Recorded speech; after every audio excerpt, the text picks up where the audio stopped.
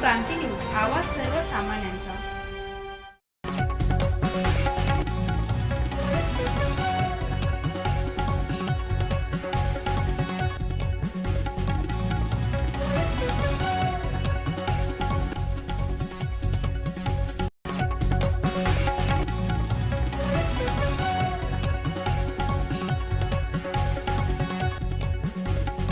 प्रकाश आणि आपण बघत आहात महाराष्ट्र क्रांती न्यूज। खऱ्या अर्थानं आपण जर बघितलं तर आखाती देशांमध्ये युद्ध सुरू आहे बऱ्याच महिन्यांपासून आणि त्याचा परिणाम थेट भारतावर देखील आपल्याला पाहायला मिळतो आहे।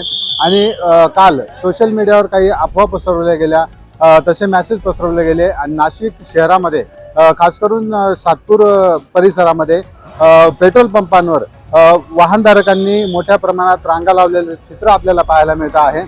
आता पण आपण सातपूर अंबड लिंक रोडच्या सुरेश पेट्रोल पंपावर बघितलं तर कालपासूनच आणि सकाळपासून मोठ्या प्रमाणात पेट्रोल डिझेलसाठी वाहनधारकांनी रांगा लावल्याचे चित्र आपल्याला पाहायला मिळतं आहे। ही खरी परिस्थिती काय आहे, खरंच पेट्रोल डिझेलचा पुरवठा कमी होतोय का, तेच जाणून घेण्यासाठी आपण या पंपावर आलेलो आहोत। आपल्यासोबत त्या ठिकाणचे कर्मचारी आहेत, त्यांच्याशी आपण संवाद साधणार आहोत। साहेब, काय सांगाल, खरं ही परिस्थिती दिसते आहे, पेट्रोल डिझेलचा पुरवठा कमी होतोय? असं कुठल्याही प्रकारचा कुठल्याही अफवांवर तुम्ही विश्वास ठेवू नका। कुठल्याही प्रकारचा आपल्याकडे शॉर्टेज नाही कुठल्या प्रकारचा इश्यू नाहीये। त्याच्यामुळे आम्ही सुरळीतपणे लोकांना पेट्रोल डिझेल देत आहे। हे लोक अफवांवर विश्वास ठेवून आपले गाड्या फुल करत आहात, हे चुकीचं आहे। तर कोणीही साठा करू नये, आपल्याला पूर्णपणे रेग्युलर साठा मिळणार आहे, याची काळजी करू नका। तुम्हाला जो नियमित पुरवठा होतो डीलरकडनं तसा सुरळीत पुरवठा चालू आहे, आम्हाला कुठल्या प्रकारची अडचण येत नाहीये, सुरळीत पुरवठा चालू आहे। पण हे लोकांनी जास्त गर्दी केल्यामुळे बाकीचे पंप काही ड्राय झाले, सगळ्यांनी लोक टाक्या भरून घेतात, त्याच्यामुळे हे पंप ड्राय झालेले आहे। त्याच्यामुळे कुठलाही आपण विश्वास ठेवू नका, व्यवस्थित सुरळीत पुरवठा चालू आहे आणि कधीही काही कमी होणार नाही, अजून तरी होणार नाही। तसं आपल्याला निर्देश हो, जर असं आम्हाला कळलं तर आम्ही बोर्ड लावून तुम्हाला सांगून देऊ की आम्हाला शॉर्टेज होणार आहे, शक्यता करून असं होणार नाही।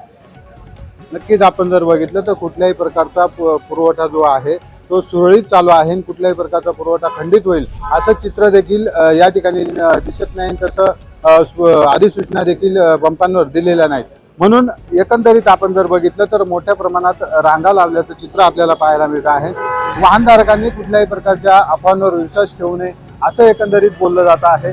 काही वाहनधारकांशी आपण बोलणार आहोत। एकंदरीत आपण जर बघितलं तर या साईडला मोठ्या प्रमाणात दोन लाईनीने रांगा लागलेल्या आहेत। आपण काय आपल्याला कळलं, पेट्रोल मिळणार नाही असं काही कळलं का? हो, कळलं। असं कसं कळलं?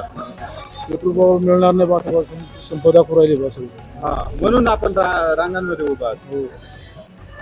काय सांगाल, पेट्रोल कमी सुदर्शन पेट्रोल कमी म्हणजे होईल किंवा मिळणार नाही असं कळलं का? असं काहीच होणार नाही। आता एमर्जन्सी गाडीत पेट्रोल नाही म्हणून टाकतोय, म्हणून टाक। आपण काय सांगाल,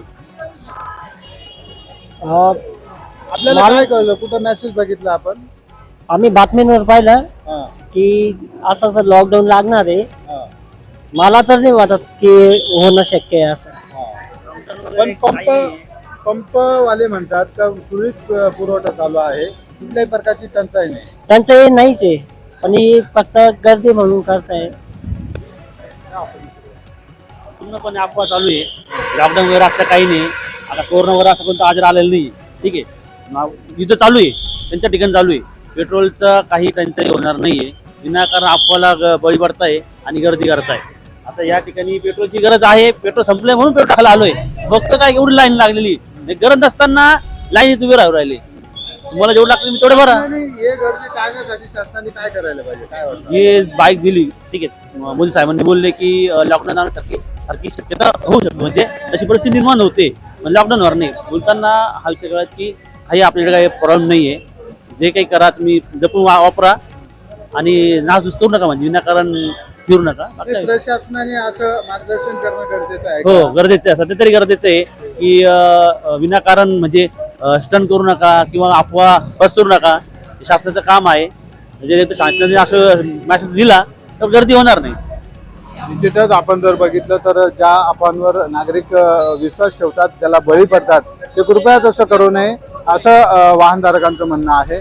आपण जर बघितलं तर कुठल्याही प्रकारचं तशी परिस्थिती अद्याप देखील उद्भवलेली नाही, म्हणून नागरिकांनी कुठल्याही प्रकारची अफवांवर विश्वास ठेवू नये आणि पंपांवर जी गर्दी आहे ती करू नये. आपण जर बघितलं तर आता या रस्त्यापर्यंत जी लाईन आपल्याला पाहायला मिळते आहे आणि काही अवजड वाहनं देखील इथं डिझेल भरण्यासाठी येतात. त्याच्यामुळं हा रस्ता जो आहे तो पूर्णपणे लॉक या ठिकाणी केला जातो आणि मोठी वाहतूक कोंडी या ठिकाणी पाहायला मिळते. आपण आता जर बघितलं तर सातपूर अंबल लिंक रोडच्या रस्त्याचं काम सुरू आहे आणि त्यामुळे ही वाहतूक कोंडी देखील या ठिकाणी पाहायला मिळते आहे. त्यातच पेट्रोल डिझेलची टंचाई या अफवांमुळे नागरिकांनी मोठ्या प्रमाणात गर्दी केलेली आहे. परंतु प्रशासनाकडनं आणि पंप चालकांकडनं कुठल्याही प्रकारची टंचाई नाही, कुठल्याही प्रकारचा तुटवडा नाही असं एकंदरीत सांगण्यात येत आहे. म्हणून नागरिकांनी कुठल्याही अफवांवर विश्वास ठेवू नये आणि पंपांवर गर्दी करू नये.